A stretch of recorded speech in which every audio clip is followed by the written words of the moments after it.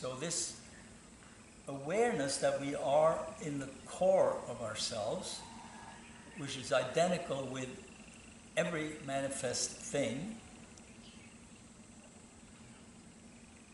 pulsates from the center and out.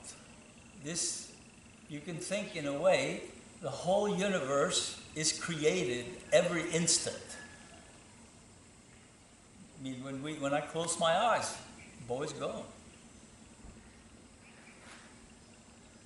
I open my eyes again, there he is.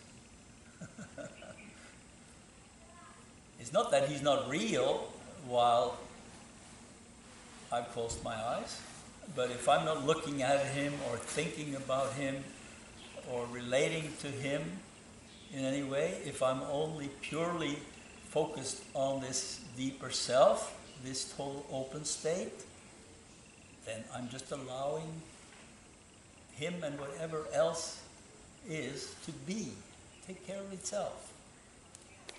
Be in God's hands, be in the hands of the deeper energy.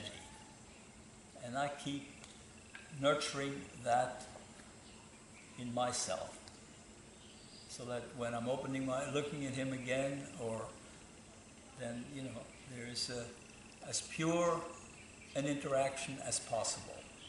This is a long process doing that. That doesn't happen in an instant, You have to, there are layers and veils that get lifted from you, and all of those veils are the tendency that we have built up, the conditioning that we have built up over the years.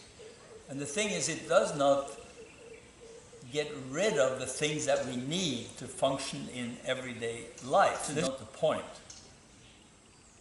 It doesn't make you into a just looking, stupidly at the world.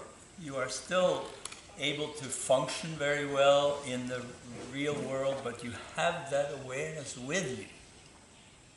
Both things operate at the same time. We talked about the ego. You have your little warning system there that tells you if you're relating to another person, various things. Say you're in treatment, giving a treatment.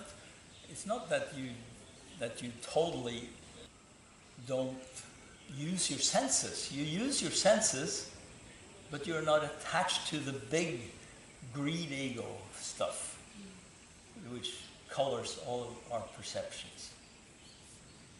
So it's a gradual process of being able more and more to be in that open state, no matter what is happening externally. No matter what situation we are in, and to relate to any situation that we are in as an opportunity to notice what are we stuck on, what veil am I in now, and take that as an opportunity to clean the lens and remove the veil. Meaning just go into the heart, go into the breathing, go into the state that you have in meditation, and be as much as you can there while you are interacting with that situation. So I think I've said before, about the ego, that Nisargadatta, who was a great teacher here in India at the same time that Nityananda was alive, he said, you don't have to burn your house down to be free of the house. You just open the door and walk out. And then you go back in when you need it.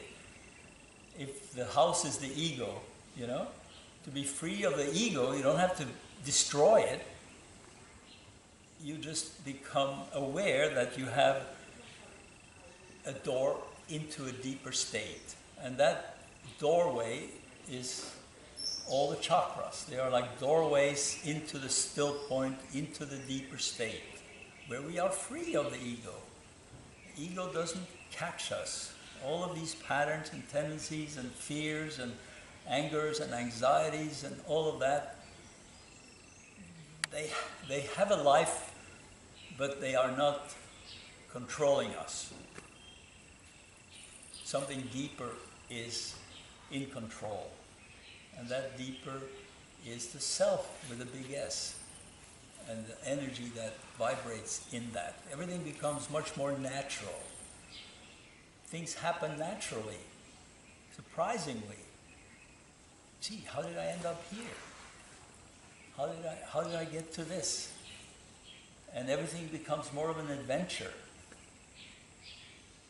You become more like a child in some ways. Without losing your intelligence, you become able to relax and enjoy more.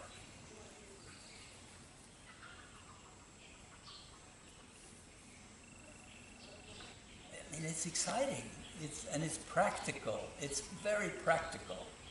If it isn't, these texts that I refer to once in a while, they don't mean anything unless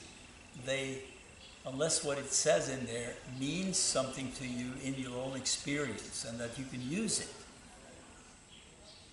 And as Leah said yesterday, this method and this way of working that we got from Rudy, who got a lot of that from Nityananda, it's amazing how it works. But we have to use it more and more for it to work more and more. And these veils get gradually dissolved.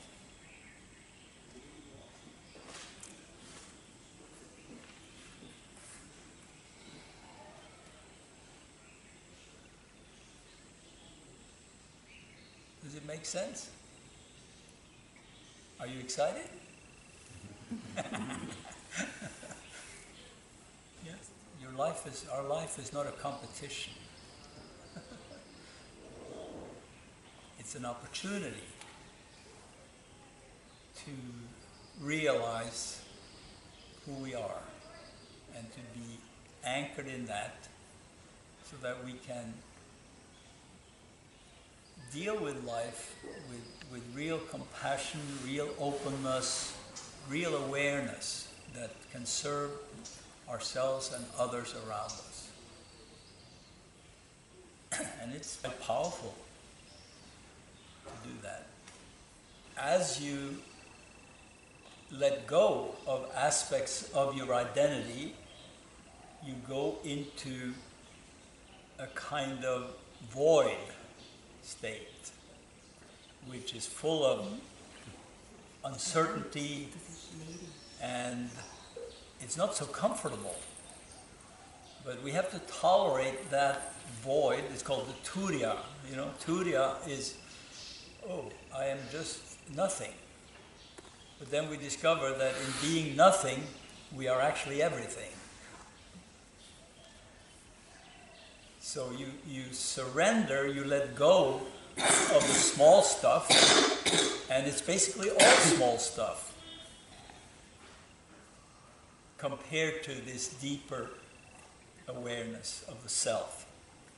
Compared to the center, all of our attachments in the outer rim are not so important.